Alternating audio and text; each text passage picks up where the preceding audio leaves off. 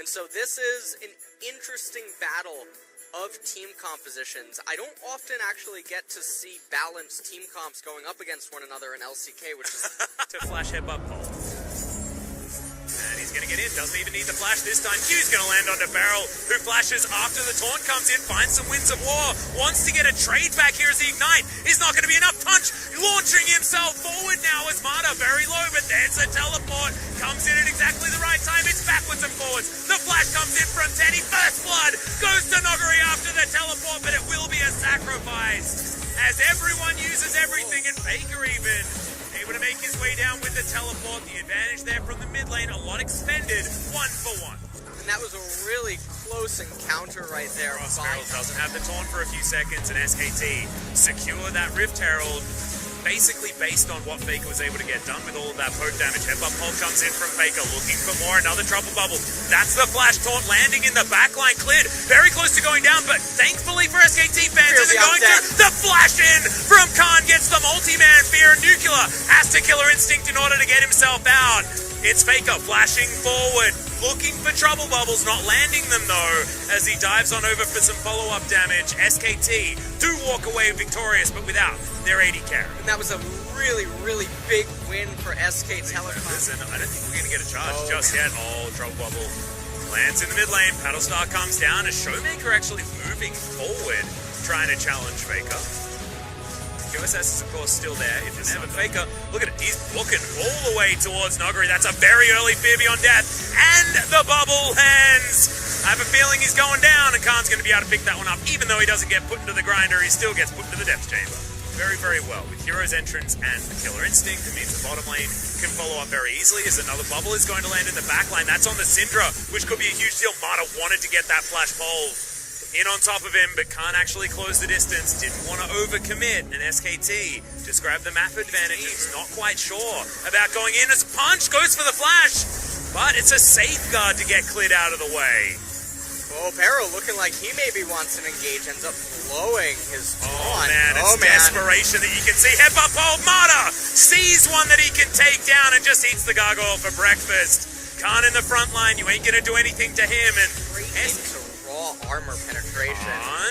Okay, Blade of the Ruined King comes in. You got an exhaust down for Khan here onto the chase. SKT are rotating first, but look at this. The Conqueror doing work at the moment. Khan just trying to keep Noguri busy. There's the flash pulverize. Not going to waste any time here at all, and into the grinder you go, Mr. Jace. No heroic entrance is going to save you. Away a couple of dragons in the early game, if they are those, as Faker gets himself out of the way. Portal jumps. Gets him back in. Drake does respawn, and ván1, they want to even out the Drake count and get themselves an Infernal. Can they get on over?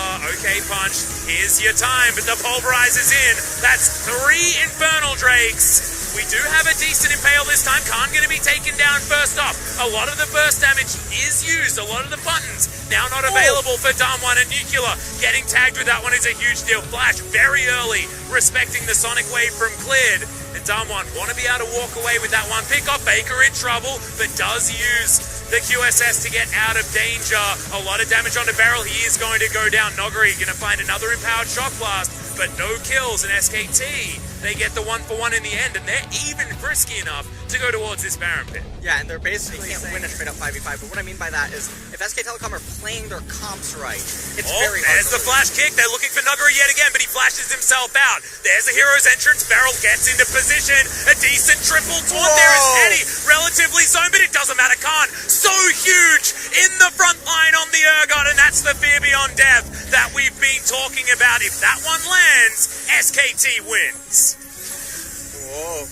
Showmaker having to use his cleanse right there, but nonetheless, this was a massive victory for SK Telecom.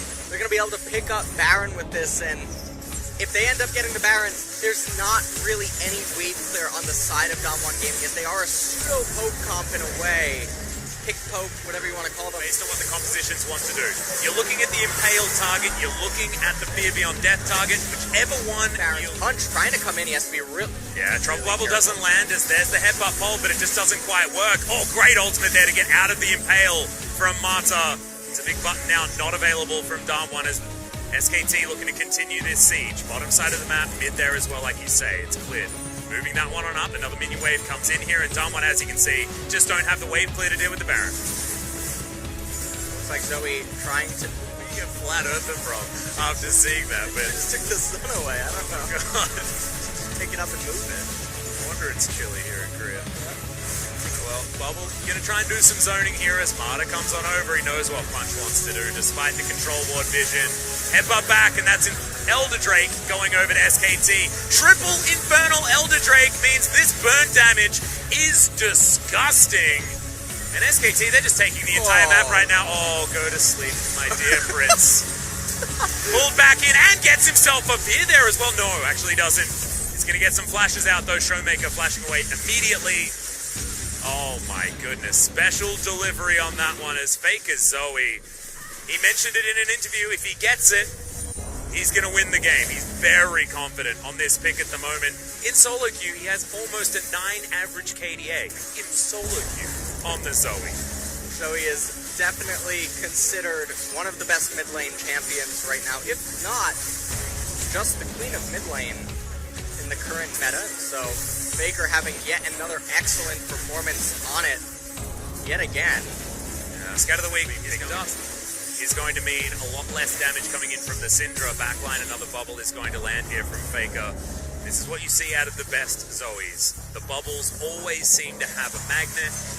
And SKT look like they're just trying to clear out all of the vision around the blue side jungle and surrounding Baron proximity. you can see SKT get a telegraph. The fact that they started up this Baron, the first It goes down so quick. Yeah, I know. It's 3 Infernal Drakes and so much damage.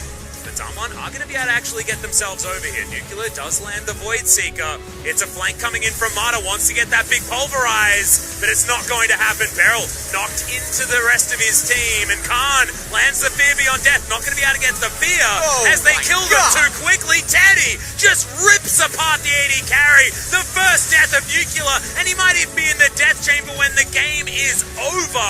A triple kill for the Zyre, and if you don't keep him in check, he'll destroy your whole team. And it looks like SK Telecom is saying, you know what, we don't even actually want the Baron. We're just going to get the inhibitor. But they might go for the game. They have a super minion down in bottom lane.